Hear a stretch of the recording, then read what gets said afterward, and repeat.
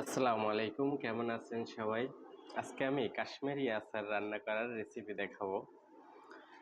এখানে আমি 10টা আম কেটে নিয়েছি লম্বা করে এবং বড় কাপের 1 কাপ সিরকা নিয়ে নেব। এখানে আমি প্যানটা গরম হলে আমি সিরকাটা দিয়ে দিছি এবং দিয়ে দেব 1 কাপ চিনি। সেম 1 কাপ চিনি দেব, বেশি কম খাইলে দেওয়া যাবে। আমি সিরকাটার ভিতরে চিনিটা দিয়ে দিলাম এবং কিছু আদা কুচি 25 গ্রামের মতো এরকম আদা কুচি দিলেই হবে এবং সাধারণ একটু লবণ দিয়ে দিচ্ছি। আমি লবণটা না দিলেও হয়, কিন্তু লবণটা দিলে মিষ্টিটা ভালো লাগে। আমার শিরাটা হয়ে গেছে, আমি এটা আমটা দিয়ে দেব। কিন্তু অনেকে পানিও ইউজ করা যায়, কিন্তু পানি ইউজ করলে হয় কি এটা বেশি দিন থাকে না। আর পুরো সিল্কের উপরে আর চিনির উপরে করলে এটা প্রায় 6 মাস 1 বছর রেখে খাওয়া যাবে। এটা কিন্তু বেশি লাড়া যাবে না।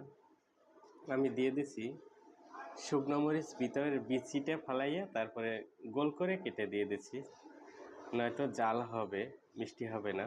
এটা কাশ্মীরি আচার যেহেতু এটা মিষ্টি হয়। দেখেন এটা কিন্তু বেশি নাড়া যাবে না, হালকা আছে হবে। আম থেকে যদি পানি বের হয় ওই পানিটা টানবে আর আমটা হয়ে যাবে সেদ্ধ। আর কাশ্মীরি আচার বেশি ভাঙ্গা যাবে না, একদম লম্বাই থাকবে কিন্তু একদম সেদ্ধ হয়ে যাবে। যে পানি আসবে ওই পানিটা যেন শুকিয়ে যায়, আর যে পানিটা থাকবে ওটা শুধু চিনি, শিরা এবং সিরকাটা থাকবে। এর বেশি কোনো পানি রাখা যাবে না, তাহলে টেস্টটা ঠিকমতো আসবে না। আমি একদম হালকা আছে করতে আছি, হালকা বলক আসবে এবং আমটাও সেদ্ধ হয়ে যাবে। আর এই জন্য আমটা লাগবে বিচিটা যেন শক্ত থাকে।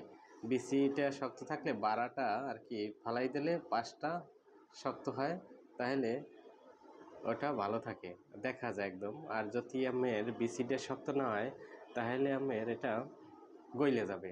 আর এখানে এটা আঁশের কারণে ধইরে রাখবে, তাহলে এটা খেতে অনেক মজা হবে এবং দেখতেও সুন্দর লাগবে। নয়তো একদম শিরার মতো গইলে যাবে, ভালো লাগবে না দেখতে এবং খেতেও ভালো লাগবে না, হাত দিয়ে ধরে খাওয়া যাবে। আমার এটা হয়ে গেছে, নামাই দিছি, খুব সুন্দর হয়েছে। এখানে আমি নিয়েছি প্রায় 1 কেজি বেগুন, এটা বেগুনের টক করছি এখানে আমি। এটা অনেক টেস্টি, চাইনিজ দিয়েও খাওয়া যায় এবং বিরিয়ানির সাথেও অনেক ভিআইপি খাবারের সাথে এটা পরিবেশন করা যায় টক হিসেবে। এটা বানাইতে আমি পরের এক সময় রেসিপিটা বলে দেবো ইনশাল্লাহ। এখানে আমি রোস্ট করছি এবং গরুর গোশ করছি আছারি এবং সাদা পোলাও এবং ভেজিটেবল এবং শানি কাবাব। আল্লাহ হাফেজ, ভালো।